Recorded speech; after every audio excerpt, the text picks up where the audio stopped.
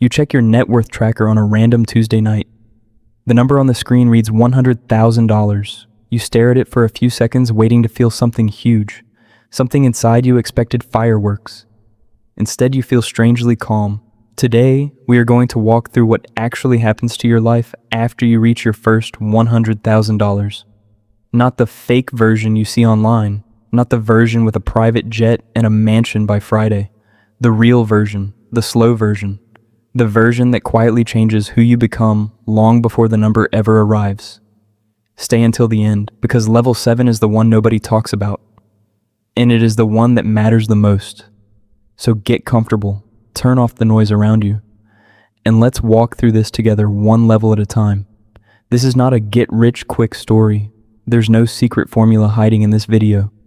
What you are about to hear is far more valuable than any hot tip could ever be. It is a map of the exact stages your mind and your habits move through on the long road towards 6 figures. Some of these levels will feel familiar the moment I say them out loud. Some of them you have not lived yet, but you will recognize them the second they arrive in your own life. Keep this map close, because most people never see it laid out this clearly until years after they needed it most. Level 1. The first thing that changes is not your bank account. It is your patience. The moment you set a real goal of $100,000, something shifts inside your brain immediately. You do the math for the first time in your life. You realize how far away this number actually feels from where you are standing right now. This is not an accident. Your brain has just been told that this goal is not a fantasy anymore. It is a project, and projects need a plan. You will feel a strange mix of motivation and discouragement in the same hour. Motivation because you finally wrote the number down somewhere real. Discouragement because the gap between where you are and where you want to be looks enormous on paper. Most people quit right here, in the first few weeks. They calculate how many years it will take at their current pace, and the number feels impossible, so they give up before they even start moving. But you are not most people. You already know a goal this size was never going to happen in a straight line or a short amount of time. Think about the first time you learned to drive a long distance alone. The destination felt far away for the first hour, but the road kept moving beneath you whether you thought about the whole distance or not. This journey works the same way. By the end of week 1, you will notice a small but real change. You stop asking how long will this take. You start asking, what can I do this month to move closer? That question alone puts you ahead of almost everyone who is still stuck staring at the total number in fear. Think about how many people you know who have said the exact same sentence for years. I'm going to get serious about saving once things calm down. Things never calm down for them because they are waiting for a feeling of readiness that will never actually arrive. You did not wait for perfect conditions. You started the math on a random Tuesday night with the life you already had. That single decision already separates you from 90% of people your age. Nobody claps for you in this moment. There's no trophy for writing a number in a notes app. Nobody posts a video celebrating it. It happens quietly on an ordinary evening while everyone else is thinking about something else entirely. But quiet moments like this one are exactly where real transformation begins. Not on a stage, not with an audience, just you and a decision nobody else even noticed you made. Level 2. By week 2, something strange starts happening inside your daily habits. You start tracking every single dollar that moves in and out of your accounts. This is completely normal. Almost everyone does this at the start of a serious money goal. It feels less like discipline and more like finally turning the lights on in a room you used to walk through blind. You start noticing small leaks everywhere, a subscription you forgot about, a takeout order that happens more often than you realized. You start to feel your mood shifting slightly with each number you review. Some categories make you proud, some categories make you wince a little. This is the first real test of the whole journey. Because if you let every small leak fill you with guilt, you will burn out on tracking within a month. The people who succeed long-term learn something important right here that changes everything for them. They learn to look at their spending like data instead of judgment. This does not happen overnight. It takes weeks of reviewing numbers without shame before your brain finally accepts that awareness is the goal here and not punishment. Once that switch flips inside you, something beautiful happens. You start making small adjustments naturally. Not because you are forcing yourself, but because you finally see clearly where your money has actually been going this whole time. There's a version of you right now who avoids checking the numbers out of anxiety. There's a future version of you who checks them calmly once a week without any dread at all. The distance between those two versions is not talent. It is not luck either. It is simply repetition. Every single time you sit down and look at the real numbers without flinching, you are quietly teaching your own brain a new lesson. The lesson is this: information is safer than avoidance, no matter how uncomfortable the information looks at first. This lesson takes weeks to sink in fully. Some weeks you will avoid opening the spreadsheet entirely out of stress. That is fine. Progress in this level is never a straight line upward. It moves in bursts, consistent for 10 days, avoidant for 3, then suddenly consistent again when you least expect it. Level 3. Around week 4, your thinking about spending starts to rewire itself almost completely. You used to see a purchase as a simple yes or no decision made in the moment. Now you see it differently. You see every purchase as a trade against your future six-figure number. This shift sounds small on paper, but it is massive in real life.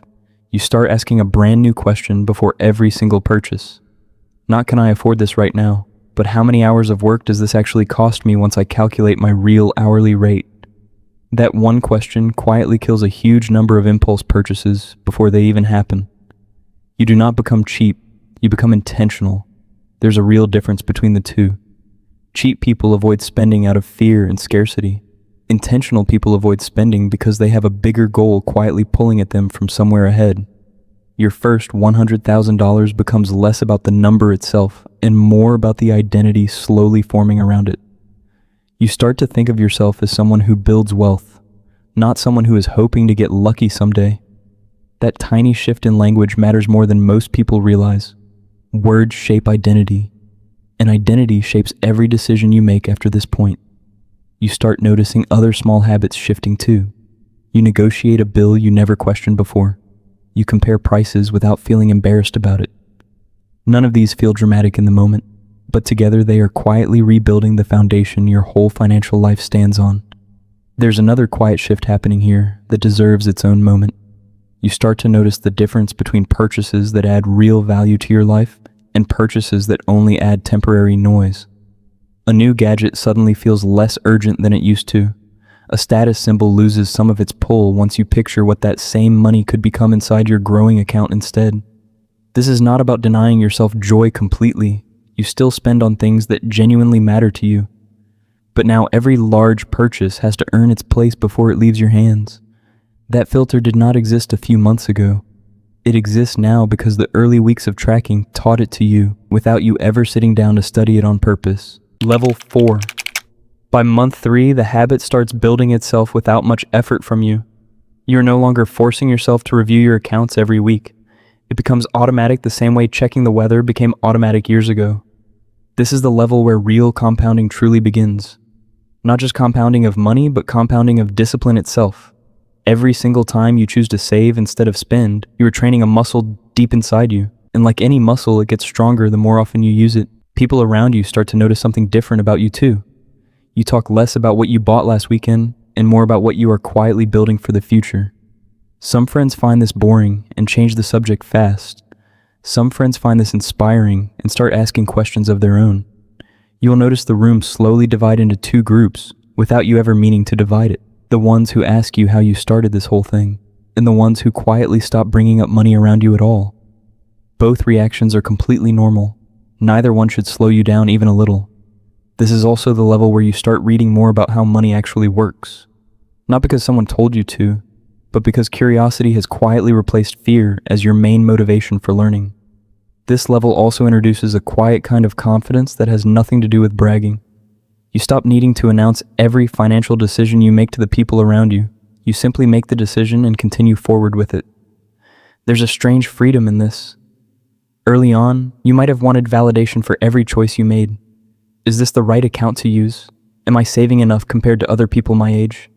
By month 3, you already know most of these answers belong to you and nobody else. Your situation is not identical to your coworker situation or your cousin's situation. The plan that works is the plan you can actually stick to for years without resenting it. That realization alone saves you from chasing dozens of strategies that were never built for your own life in the first place. Level 5. Somewhere around month 6, the first real test finally arrives. Life throws an unexpected expense at you. A car repair, a medical bill, something you did not plan for in any spreadsheet. This is the exact moment that separates people who stay on the path from people who quit forever. Your progress toward $100,000 might suddenly slow down or even reverse for a month or two. This is completely normal. Even people who eventually reach 7 figures still hit unexpected setbacks like this one. What matters most is what you do next. Most beginners see this setback as proof that the whole plan was pointless from the start. The people who eventually build real wealth do something completely different in this exact moment. They handle the expense and simply continue the plan the following month. They remember why they started this whole journey in the first place. They remember that the number was never meant to grow in a perfectly straight line. This level teaches you something no spreadsheet can ever fully prepare you for. It teaches you what your own patience actually looks like under real pressure. And once you survive your first real setback without abandoning the goal completely, you unlock a kind of quiet resilience that cannot be taught in any classroom. It can only be earned through experience. During this setback, you might catch yourself calculating how many months this expense just cost you in progress. This is a strange kind of test your own mind is running on itself.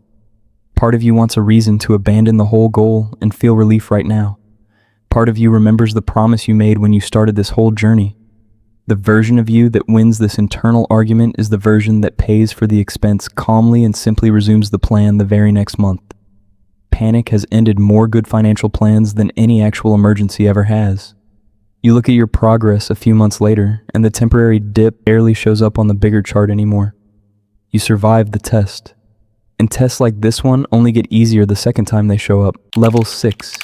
By month 9, something quiet but powerful happens deep inside your mind. You stop comparing your progress to everyone else online. In the beginning, you probably followed accounts showing huge net worth numbers and fast success stories from strangers. Somewhere along this level, you realize most of that is exaggerated, or simply not the full picture. You start caring less about beating some stranger's timeline on a screen, and more about beating your own numbers from last quarter. This shift feels almost boring from the outside looking in, but it is one of the most important mental shifts in this entire process. Boring is what quietly builds wealth over time. Comparison is usually what destroys it fast. Around this time, your progress toward $100,000 is no longer just about the number sitting alone. You have likely built several small habits stacking on top of each other without even planning it that way. A little more saved here, a little more invested there. It does not feel like much in any single month.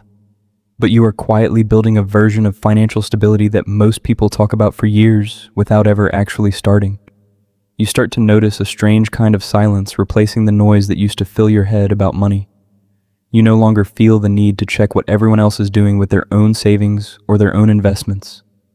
Their path is their path. Yours is quietly unfolding at its own pace in the background of your life. This silence is not boredom, it is peace.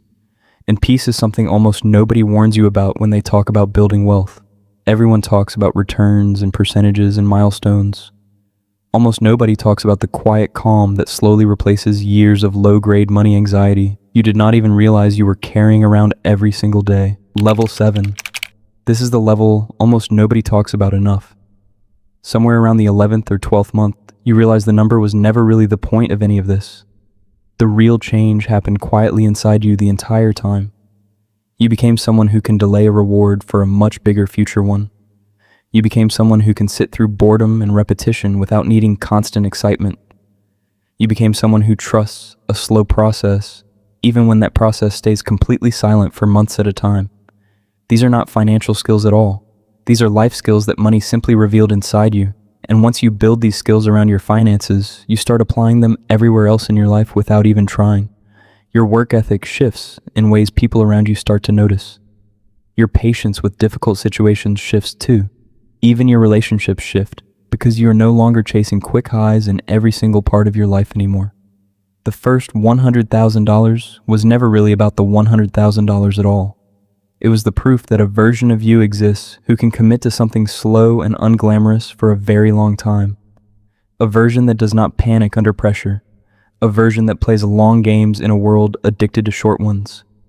A version other people will eventually look at and ask the exact same question you once asked someone else. How did you start? Think back to who you were before you wrote that number down for the first time. That person felt overwhelmed by the size of the goal. This version of you understands that goals this size are never reached in a single leap. They are reached one boring decision at a time, repeated for years. Somewhere in these 7 levels, you stopped being a person who reacts to money and slowly became a person who directs it instead. Reaction is fast and emotional and usually regretted later. Direction is slow and considered and almost always respected later. That single shift alone is worth more than any dollar amount sitting in an account right now. The number will keep growing on its own timeline from here, some months faster, some months slower. But the person you became while walking through these 7 levels does not disappear the moment the number finally appears on the screen. That person stays with you into every future goal you will ever set. A bigger financial target, a career change, a decision that takes years instead of months. The patience you built here quietly shows up everywhere else in your life without you even asking it to. Think about the version of you that exists 5 years from now looking back at this exact year. That version does not remember the exact date the number crossed 100,000. That version remembers who they became while chasing that number. The quiet nights reviewing a spreadsheet instead of scrolling mindlessly. The small decisions that felt boring in the moment but added up into something real.